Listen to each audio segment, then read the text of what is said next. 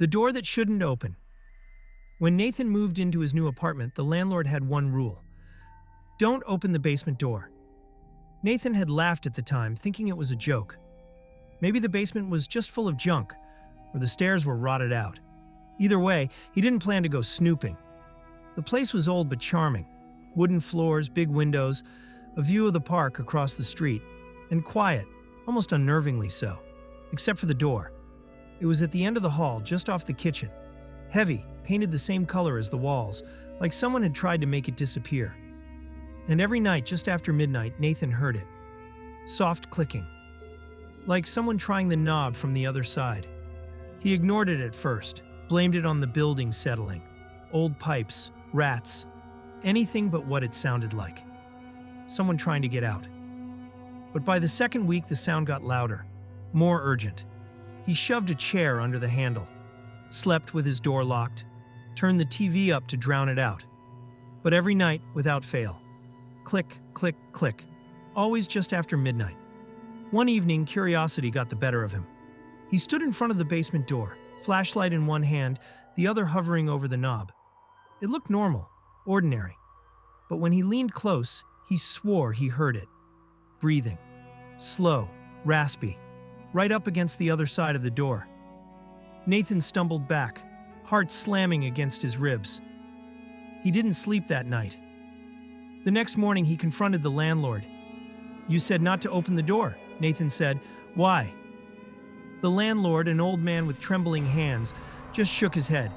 "It's safer that way," he said. "For you." Nathan pressed him, but the man wouldn't say anything more. Just left, muttering prayers under his breath.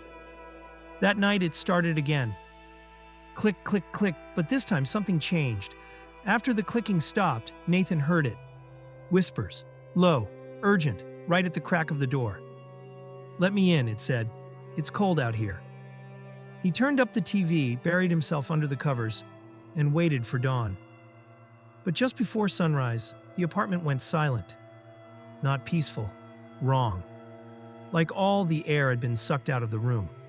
When Nathan woke, the chair he had wedged against the basement door was across the room. And the door itself? Open a crack. Just wide enough to see darkness yawning beyond it. He closed it, bolted it, pushed the heaviest furniture he had against it. But the damage was done.